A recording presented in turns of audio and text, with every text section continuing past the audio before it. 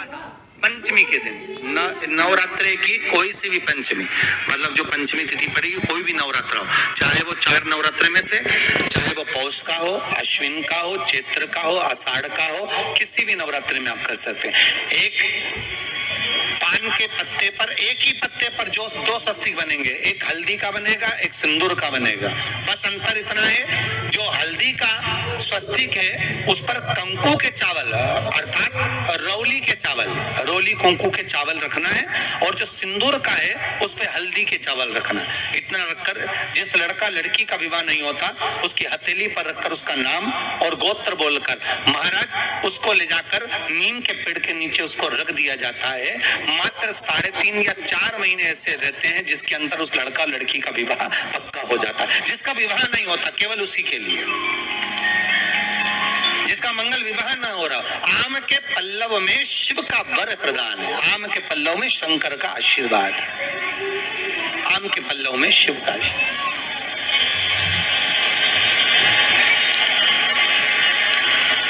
भगवान भूत भावन भूतेश्वर मेरे शिव, मेरे करुणा सागर, मेरे शंकर, मेरे त्रिकालदर्शी, मेरे कैलाशी, मेरे भोलेनाथ स्वतः कह रहे हैं, अरे रति तुम रोती क्यों है? तुम्हारे रोने का कारण क्या है? प्रभु मेरे पति के साथ ये आम का पेड़ भी जलकर भस्म हुआ। आम का पेड़,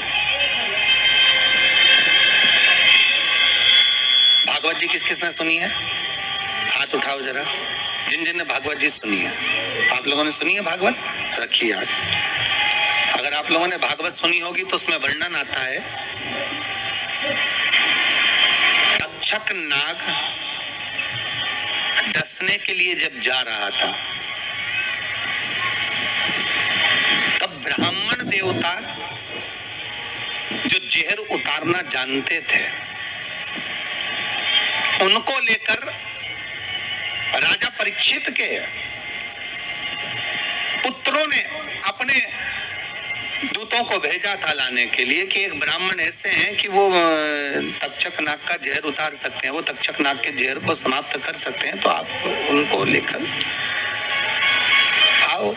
और वो तक्षक नाग का जहर उतारने वाले उस ब्राह्मण को लेकर जा रहे थे। तो सर्प ने विचार करा, तक्षक नाग ने कि बताओ ये तो गजब का काम कर रहा, अगर ये ब्राह्मण पहुंच गया तो ये ब्राह्मण तो सहज सर्प का जहर उतार देगा। तो सांप तक्षक नाग को ये चिंता लग गई कि मेरे को ही डसना है और मेरे जहर ये उतार देगा, और डसने भी एक ही बार है और मरना चाहिए परीक्षित को श्राप लगा है, अब करूं तो करूं क्या? तो सर्प ने विचार करा कि मैं एक रूप रख कर जाता हूं और इस ब्राह्मण की परीक्षा लेता हूं।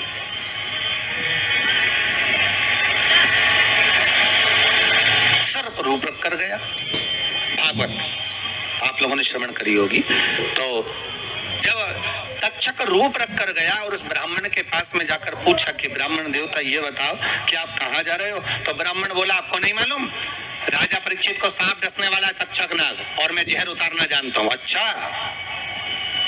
आप जहर उतार दोगे? हाँ। तो किस लिए जा रहे हो? जहर उतारने के लिए। तो जहर उतारने क्यों जा रहे हो? तो कहा राजा है राजा, जब राजा का जहर उतारेंगे तो मुद्रा भी कितनी मिलेगी आपको मालूम नहीं है क्या? अच्छा ब्राह्मण देवता इसलिए जा रहे हो? हाँ। पर उसको तो किसी संत ने श्राप दिया। अरे तो श्राप संत ने दिया है, हम ब्राह्मण हैं, हमारा कर्म है किसी को बचाना, तो हम तो बचाएंगे। अच्छा आप में इतनी सामर्थ्यता है कि आप तक्षक नाग का जहर उतार दो? अरे तक्षक नाग आकर अगर मेरे सामने खड़ा हो जाए और किसी को डस ले तो ये पक्का है कि मैं जहर उतार सकता हूँ। अच्छा तो इतने में तक्षक नाग सामने बिल्कुल प्रकट हो गया और तक्षक नाग प्रकट होकर बोला बता ब्राह्मण किसको डसूं मैं? ब्राह्मण ने कह दिया तुम्हारी मर्जी पड़े उसको डसो। सामने एक पेड़ था, उस पेड़ को ब्राह्मण ने उस तक्षक नाग ने डस लिया। अब तक्षक नाग ने उस पेड़ को डसा और डसने के बाद में वो पेड़ पूरा जल गया, पूरा जल गया। अब पेड़ तो जल गया पर ब्राह्मण जो था जिसको परीक्षा देना थी वो ब्राह्मण को ये नहीं मालूम था कि इस पेड़ पर एक संत बैठकर साधना कर रहा था, तपस्या कर रहा था, और जब वो पेड़ जला तो वो संत भी जल गया। गया।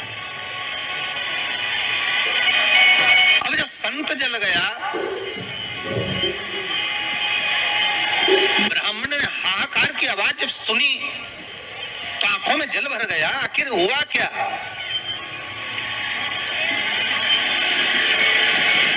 ये संत जल कैसे गया?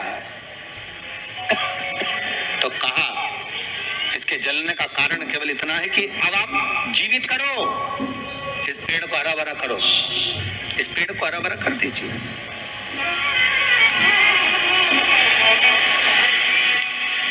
और ब्राह्मण ने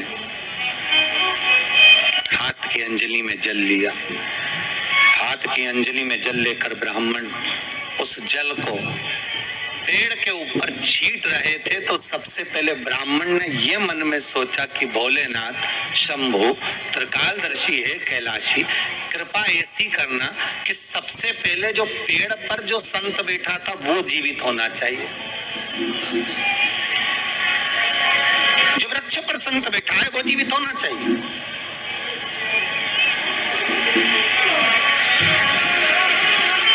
हाथ का जल ब्राह्मण ने जैसे छोड़ा, छोड़ते से पेड़ भी हरा भरा हो गया और उसके ऊपर जो संत बैठे थे वो भी जीवित हो गए।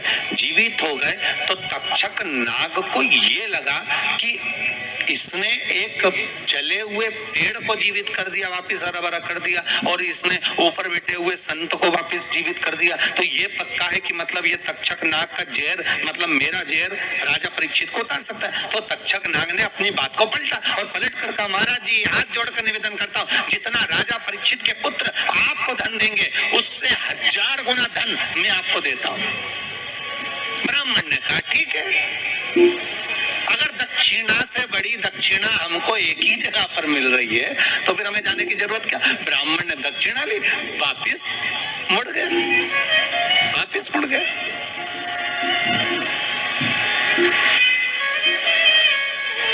अब ईमानदारी से बोलो, वो ब्राह्मण नरक गया होगा कि स्वर्ग गया होगा? जरा जम के बोलना, हो सुनाई देना चाहिए हमको। कहाँ गया होगा?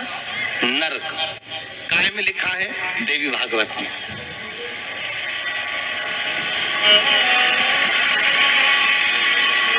उसका कारण क्या था?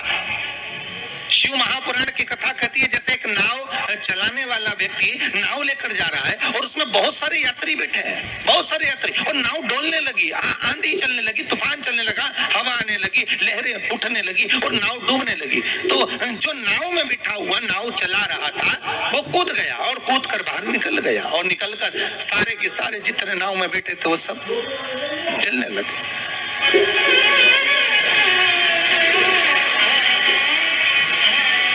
जितने नाव के अंदर बैठे थे वो सारे के सारे जलने लगे।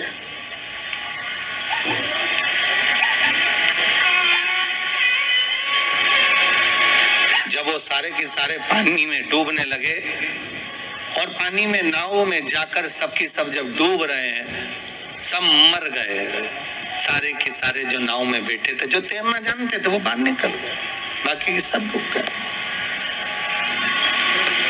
नाव चलाने वाला जब उसके प्राण छूटे तो उसको एक नरक नहीं मिला, कम से कम 94 नरकों में वो नाव चलाने वाला गिरा। शिव महापुराण की कथा कहती। तो उस नाव चलाने वाले ने भगवान से पूछा कि मुझे इतने सारे नरक क्यों दे रहे हो? मैंने तो लोगों को गंगा से पार उतारा, मैंने तो रोज गंगा का जल पिया, मैंने तो रोज गंगा का स्मरण किया, मैं तो रोज भगवान का दर्शन करता था, मैं रोज गंगा से पार उतरता था, दुनिया के लोगों को मैं पार उतारने का काम करता था। तो भगवान ने कहा गलती केवल तुमने एक कर दी, तुमने अपने प्राण बचाए।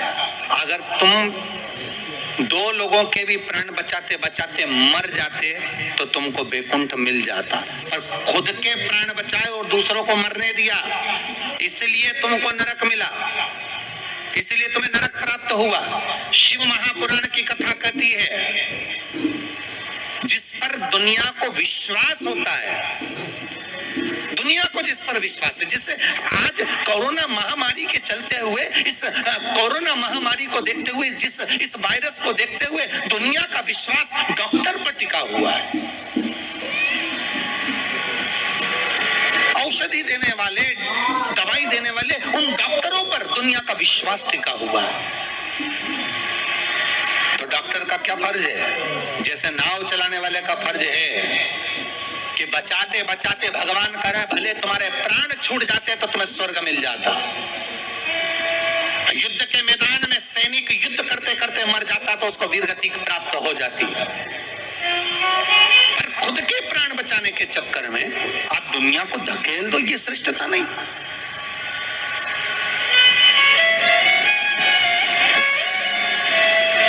ये इसमें श्रेष्ठता नहीं। जब तक उस शरीर में प्राण है, जब तक उस शरीर में श्वास है, डॉक्टर भी अपनी जान झोंक दे कि कैसे भी मुझे इसको बचाना है, चाहे कुछ भी हो जाए, इसके प्राण बचना चाहिए। फिर धन मूल नहीं है, फिर संपदा मूल नहीं, फिर सत्ता मूल नहीं है।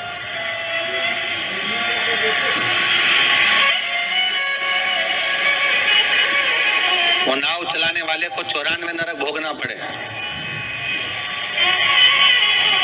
जिस ब्राह्मण ने दक्षिणा ज्यादा लेकर राजा परीक्षित को नहीं बचाया, चले गए। जब भगवान ने विद्या दी है, भगवान ने ज्ञान दिया है, भगवान ने विवेक दिया है और तुमको उस लायक बनाया है कि आप 4 लोगों को पढ़ा सकते हो, आप 4 लोगों को आगे बढ़ा सकते हो, आप इसका सम्मान कर सकते हो, आप इसको अग्रण्यता प्रदान कर सकते हो, आप इसको विवेकता दे सकते हो। और आप उस विवेकता को ना देते हुए अगर आप अपने उस वैभव को छुपा रहे हो और उससे वंचित कर रहे हो दुनिया को, तो फिर भगवान छोड़ने वाला नहीं है,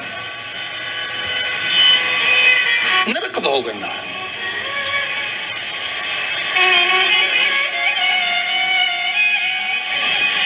पर पांडितारा वालों, आप लोगों ने बिल्कुल सही उत्तर दिया कि उसने दक्षिणा ज्यादा ले ली और वापस निकल गया तो अपने मुख से कह दिया कि वो नरक गया। कितनी, इसी को कहते हैं गंगा तट के श्रोता।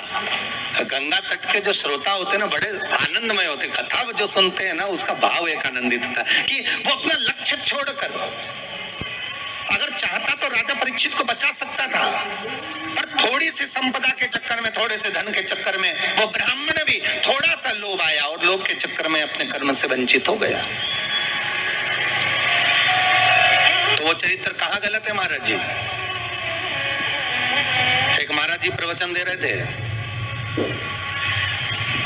उस प्रवचन में एक गांव का व्यक्ति कथा सुनने बैठा था और खड़े होकर पूछ लिया, महाराज जी पाप के बाप का नाम क्या है? महाराज जी ने पूछा, क्या पूछ रहे हो, फिर से बोलो। तो वो व्यक्ति बोला, महाराज जी हमें दशरथ जी के पिताजी का नाम मालूम है, हमें राम जी के पिताजी का नाम मालूम है, हमें कृष्ण जी के पिताजी का नाम मालूम है, हमें सबके बाप का नाम मालूम है, बस पाप के बाप का नाम नहीं मालूम। तो मैं उत्तर दे दो। तो महाराज जी भी मन में सोचे, पाप का बाप। महाराज जी मन में सोचे, हमने पूरी पुराण पढ़ी पर ये पाप का बाप तो हमें कहीं नहीं मिला। सारे शास्त्र भी उखाड़ कर देख लिए पर उसमें पाप का बाप मिलना बड़ा कठिन।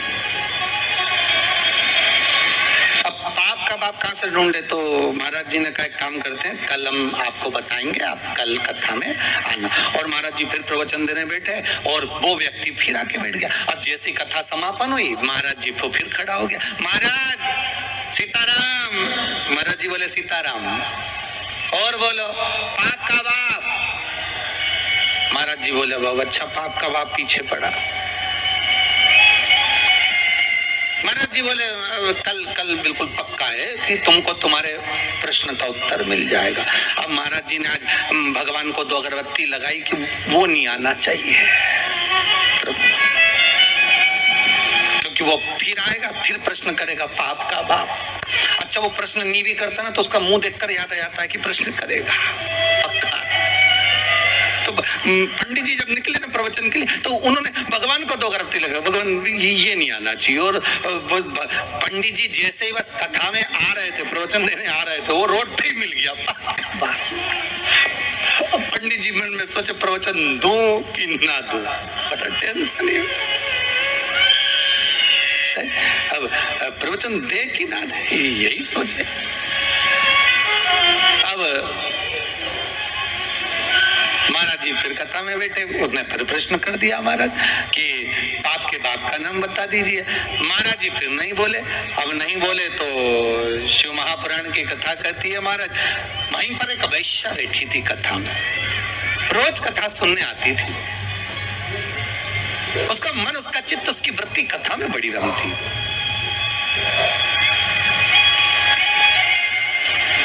जिसके मन में शिव महापुराण की कथा समा गई ना, तो वो प्रयास करता है कि कुछ भी कर कर जहां कथा हो रही है ना, भले 40 किलोमीटर है, 50 किलोमीटर है, 100 किलोमीटर है, पर एक बार तो मैं चली जाऊं। जिसके मन में शंकर आ गया ना, तो वो छोड़ नहीं सकता। वो प्रयास करेगा कि मैं कैसे ही पहुंच जाऊं, बस कथा में एक बार मेरी हाजिरी लग जाए, शंकर सुन ले बस एक बार शिव महापुराण की कथा, उस पंडाल में चली जाऊं जिस पंडाल में मुझे बेलपत्र का आनंद मिल जाए, बस उस पंडाल में मुझे पहुंचना। अब वैश्या का नियम था, वो कथा कभी नहीं छोड़ती थी, और वो भी कथा में जाकर बैठ गई, और कथा में रोज सुने वो पाप के बाप का चक्कर, और महाराज जी बस प्रवचन करें, अक्षतम केशवम राम नारायणम, जैसे महाराज जी अक्षतम केशवम करें, सब बैठे रहे, वही खड़ा हो जाए।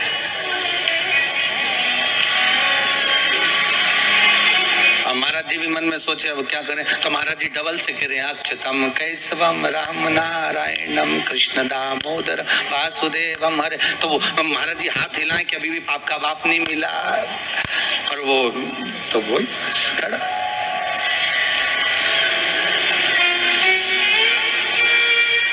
आज वेश्या ने कह दिया, गुरुदेव आपसे एक निवेदन है मेरा, बोलिए। मैं वेश्या हूं, छुपाया नहीं। संत, सदगुरु, भगवान, माता पिता, इनसे कभी नहीं छुपाना अपना, छुपा कर जाएंगे भी कहां?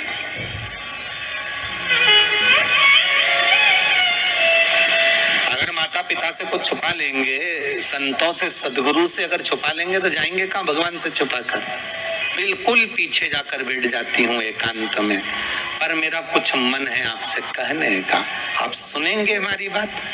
संत बोले, क्यों नहीं सुनेंगे, हम तो संत हैं, बोलो क्या बात है। आप जब सुबह सुबह मंदिर जाते हो ना गुरुदेव, तो बीच में मेरा वेश्यालय पड़ता, 2 मिनट के लिए आप पांव रख देंगे ना मेरे वेश्यालय में, मेरी जिंदगी सार्थक हो जाएगी। संत बोले, हम और वेश्या के घर कभी नहीं आ सकते।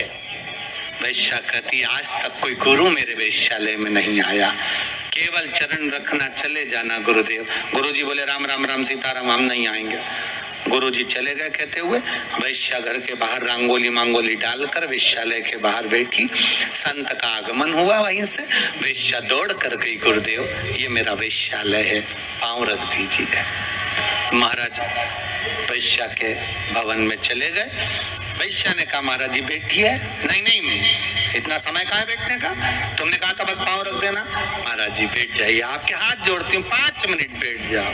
महाराज जी वैश्या कर रही है, महाराज रोज गांव का व्यक्ति आपसे प्रश्न करता था कि पाप के बाप का नाम बताओ, मैं उत्तर दे रही हूँ कि पाप के बाप का नाम लोभ है।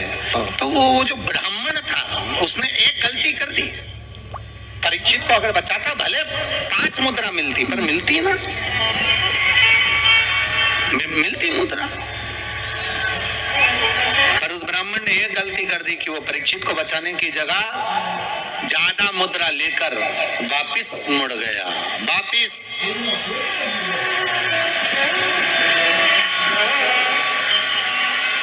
जहां से ब्राह्मण वापिस मुड़ा था, आज भी अगर आप सुखपाल जाएं, जहां सुखदेव जी महाराज ने राजा परीक्षित को कथा सुनाई थी, तक्षकनाग जहां आया था इस ब्राह्मण की परीक्षा लेने के लिए, और ब्राह्मण जहां से वापिस मुड़ा उस गांव का नाम है मोड़ना। आज भी उस गांव का नाम मोड़ना, वहां से मुड़ गया था ब्राह्मण, वापिस चला गया।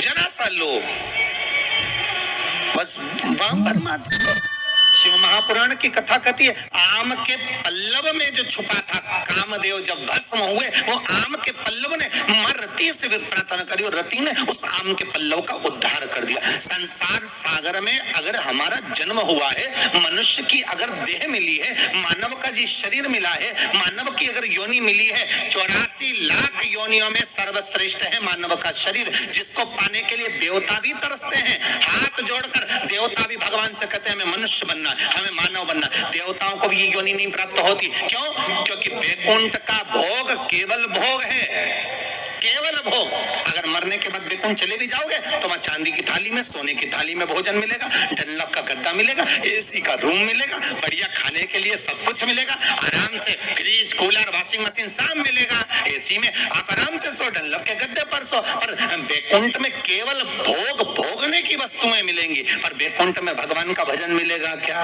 जम के बोलिए, नहीं मिलेगा। वैकुंठ में गंगा का स्नान मिलेगा क्या? नहीं मिलेगा। वैकुंठ में शिव महापुराण की कथा मिलेगी क्या? नहीं मिलेगी। वैकुंठ में दान करने का मौका मिलेगा क्या? नहीं मिलेगा। वैकुंठ में भजन करने का मौका मिलेगा? नहीं मिलेगा। वैकुंठ में ना तो भजन मिलेगा, ना कीर्तन मिलेगा, ना नाम जाप मिलेगा, ना गंगा का स्नान मिलेगा। वैकुंठ में ना तीर्थ मिलेगा। वैकुंठ में अगर मिलेगा तो एक एसी का रूम मिलेगा, डनलप का गद्दा मिलेगा, सोने की थाली में भोजन मिलेगा, 2-4 दासियां तुम्हारा पंखा झेलेगी, पांव दबाने वाले मिलेंगे, इससे ज्यादा कुछ नहीं मिलेगा। वैकुंठ में लोग कहते हैं भगवान विष्णु मिलेंगे क्या? तो भगवान विष्णु से किसी ने पूछा तुम वैकुंठ में रहते हो? भगवान विष्णु कहने लगे मुझे तो फुर्सत ही नहीं, जहां कथा होती मैं तो वहां चले जाता। जब वैकुंठ अधिपति कथा सुनने के लिए पितरों के धाम में जाते हैं, कथा सुनने के लिए तांडतारा आ जाते हैं, कथा सुनने के लिए गंगा के घाट चले जाते हैं, तो भगवान कह रहा है वैकुंठ में फिर मनुष्य क्यों चाहता है वैकुंठ जाने के लिए? लक्ष्मी जी से पूछा तुम रहती हो क्या वैकुंठ में? लक्ष्मी जी बोली मैं जहां नारायण माँ में, मैं क्या करूं वैकुंठ में? तो फिर वैकुंठ में क्या है? तो लक्ष्मी जी बोली 3 स्टार होटल, 5 स्टार होटल, आराम से रहो, खाओ पियो, मौज करो। और जब तुम्हारा पुण्य खत्म हो जाए, जैसे ही पुण्य खत्म वैसे धक्का मार के फेंक दिया जाए। जैसे जब तक जेब में पैसा है तो होटल के अच्छे से अच्छे रूम में, खूब कुंभ के मेले में होटल बुक करो, खूब इलाहाबाद में, प्रयागराज में खूब प्रेम से रहो। और जब जेब में पैसा खत्म तो होटल वाला भी करेगा निकलो, बाहर निकलो। तो होटल वाले से कहेगा हमने 1 महीने का पैसा दिया था, 2 दिन तो ज्यादा रह जाने दे। 2 दिन क्या 24 घंटा ज्यादा नहीं रहने देगा। पैसा खत्म तो निकल कर बाहर जाओ, पैसा हो जमा करो, फिर रूम में रहो। उसी तरह वैकुंठ में जितना पुण्य है उसके बल पे रह लो। जैसे ही पुण्य समाप्त, चलो पांडे तारा वापिस पहुंच जाओ प्रतापगढ़। फिर क्या होगे हम जानते नहीं हो? हमने सियोर वाला महाराज के मुंह से शिव महापुराण की कथा सुनी तो बहुत बड़ा पुण्य कमाया। तो भगवान विष्णु बोले पुण्य तो कमाया पर खत्म भी तो हो गया, वापिस जा नीचे बैटरी चार्ज करके आ, वापिस जा, फिर कथा सुन। बड़ी मुश्किल से मिलता है ये मनुष्य का, मिलेगा। वैकुंठ चाहोगे तो मिल जाएगा, पर भोग करने के लिए मिलेगा। उसमें केवल आप भगवत भजन नहीं कर सकते, आप उसमें दान नहीं कर सकते। वैकुंठ में कोई तुम्हारे सामने हाथ फैलाकर भिक्षा मांगने नहीं आएगा। कोई वैकुंठ में तुमसे ये नहीं कहेगा कि तुम गौ माता के लिए दान दो, या तुमसे ये नहीं कहेगा कि वृद्धाश्रम के लिए दान दो, या तुमसे कोई ये नहीं कहेगा कि मंदिर निर्माण के लिए दान दो। वैकुंठ में तो तुम केवल भोग भोगोगे, और उस केवल पर भोगोगे जो तुमने दान करा, जो पुण्य करा, जो सत्कर्म करा। केवल एक मनुष्य की देह मिली है जिसमें हम दान भी करते हैं, हम भजन भी करते हैं, हम पुण्य भी करते हैं, हम सत्कर्म भी करते हैं, हम नाम जाप भी करते हैं। ये केवल एक मनुष्य की देह है, केवल एक मानव का शरीर।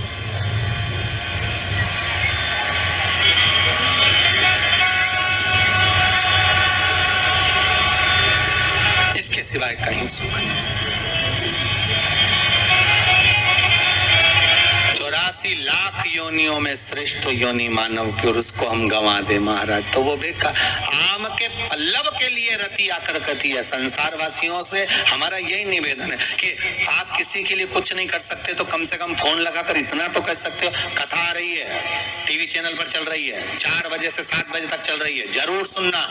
कोरोना महामारी चल रही है, कम से कम कथा सुनकर इस हृदय को विल पावर मजबूत होगा, कथा सुनकर अपने को एनर्जी प्राप्त होगी, कथा सुनकर हम आद्य शक्ति जगदम्बा का आराधना कर सकते हैं, कथा को सुनकर ये नवरात्रि में शंकर की कथा का अनुमोदन कर कर इस कोरोना महामारी से हम लड़ सकते हैं, इसको भगा सकते हैं। क्योंकि अपने भीतर का पावर प्रबल होना चाहिए। आधे से ज्यादा लोग हॉस्पिटल में इसलिए मर रहे हैं क्योंकि उनको भय लग रहा है, कोरोना लग गया, कोरोना लग गया। बेचारा अच्छा भी हो गया तो भी मर जा रहा। किसी ने पूछा गुरुजी पिछले साल तो आया था ये कोरोना, अब की बार फिर आ गया। हमने कहा जन्मदिन मनाने आया है। तो उसके ऊपर है, और पार्टी में कितनों को निमंत्रण देता है ये वही जान सकता है। और जो जो उसकी पार्टी में गया वो निपट गया। इसीलिए निवेदन है, अभी जन्मदिन पार्टी में बिल्कुल मत जाना कोरोना की, अर्थात सोशल डिस्टेंसिंग बनाकर रखो।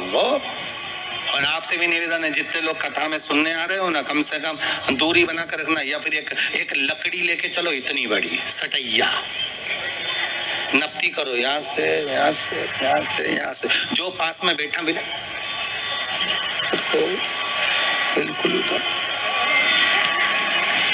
अरे कितना बड़ा जगह दिया है?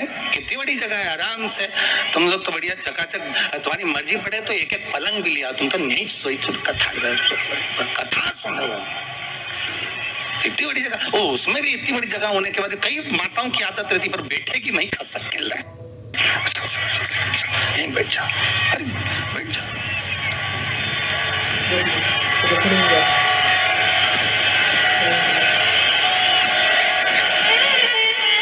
सुनो कथा, शिव महापुराण की कथा कहती है,